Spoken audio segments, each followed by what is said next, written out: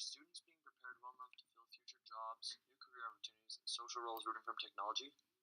How must we prepare ourselves and future generations to succeed and follow the technological revolution of the modern day?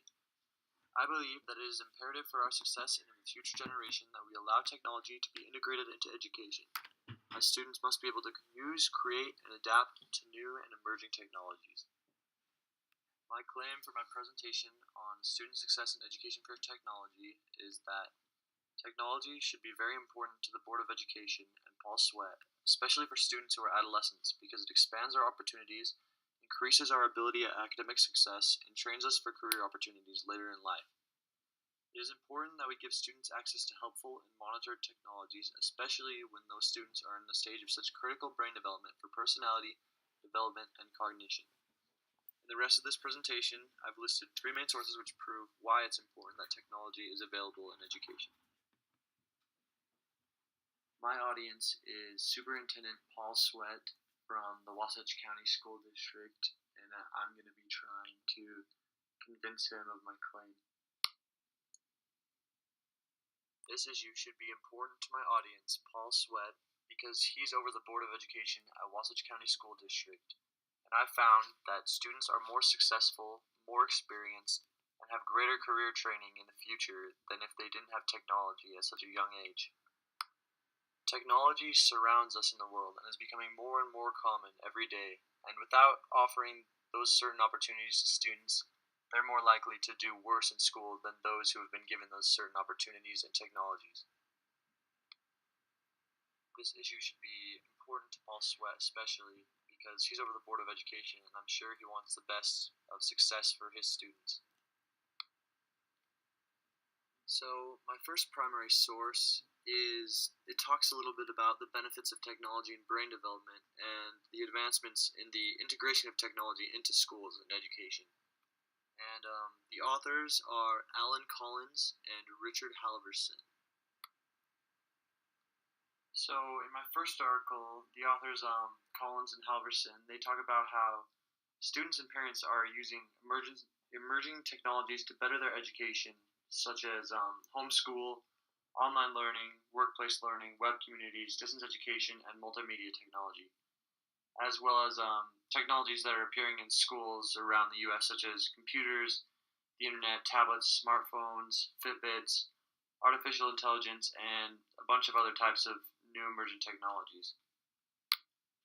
They argue that the traditional schooling system is being heavily challenged, improved, and modernized for the better, and for the greater success of their students. For example, on page 3, they quote, "The best teachers are leaving high-poverty schools that need them most." And also on page 3 later on, they say, "Teachers see little value in spending their time helping students prepare for standardized tests that they do not think measure real learning." And basically, in conclusion, Collins and Halverson have found that education is, in fact, changing with the emerging technology of the world. And I've also found that they support the importance of my claim, which is of integrating technology into education, because of the growing number of different technologies which are becoming available to their students. My next primary article is written by Drivers P. Sorry, I probably butchered that, but it talks more in depth about the benefits of technology in education in the field of mathematics specifically. So, Drivers found that technology is helpful in the field of mathematics especially because of the efficiency of technology with complicated tasks and examples of math problems and other studies. His research and results are important and notable because it shows the efficiency and importance of using technology in a specific field in order to improve a specific career path. He also goes into depth about the benefits of ICT technologies, which is also called information and communications technologies. And those are basically technologies such as the internet, wireless networks, cell phones, and other communication mediums. Drivers continues to talk about the benefits of technology in mathematics, and he points out the importance and usefulness of different technologies such as graphing calculators and computer systems to help the study of mathematics. The technological revolution we've had in the division of mathematics in our education system has greatly benefited the efficiency of the subject and further stresses the importance of introducing technologies into schools.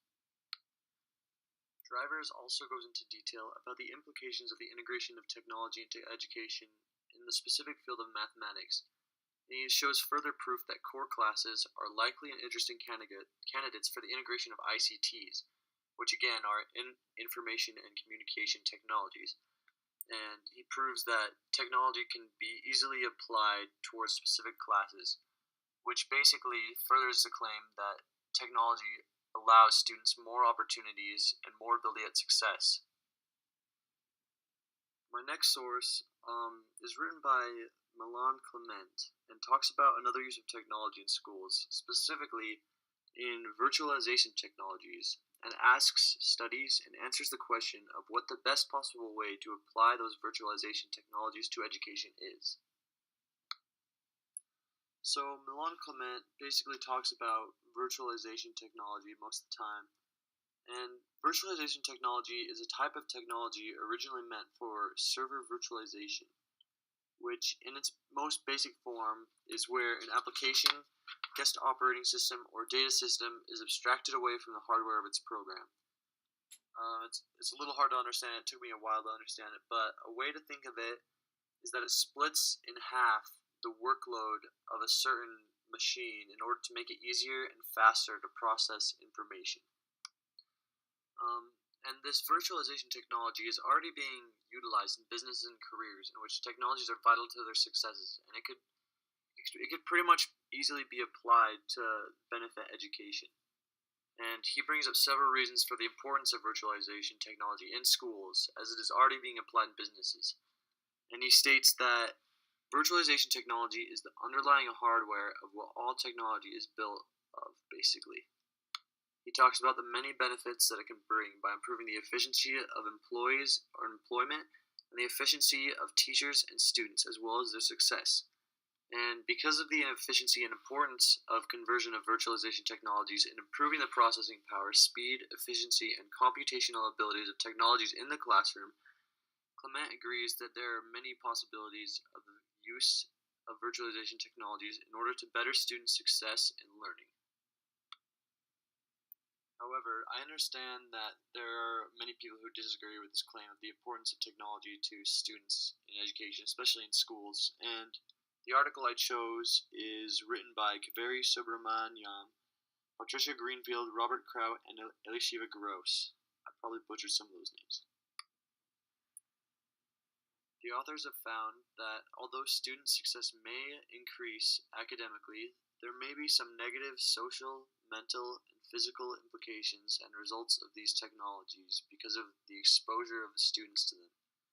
And the authors also found and believe that based on their research, students are more likely to display violent behavior and are more likely to be forgetful or unresponsive towards others because of constant exposure to certain technologies in education.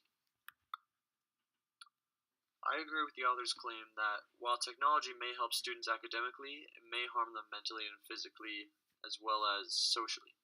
However, although these problems are legitimate and I've seen them in my own life, and they do exist for sure in education for students, they can be solved and avoided through careful planning, monitoring, and encouragement based on the previous arguments I've presented and the sources I've used on the importance and helpfulness of the integration of technology in education. In conclusion, I have researched and organized a bunch of information from several reliable sources about the importance of the integration of technology in student success in education, and especially in different grades, especially in adolescence as well, whether that be broadly in all the technology we use today, or more specifically towards unique and diverse career fields and course subjects which we can use to more easily and efficiently benefit the system of education, as well as the success of teachers, and more importantly, the success of students in achieving self-sustainability in their abilities and career training and obtaining career opportunities.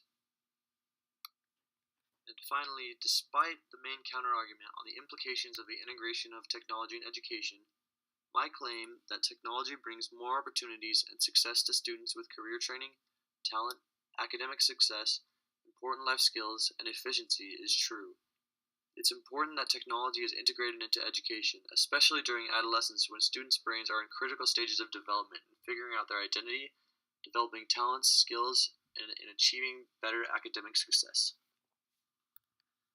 I use the 3 most credible and relevant sources out of the 8 for my main 3 sources, and then my counter argument is down at the bottom.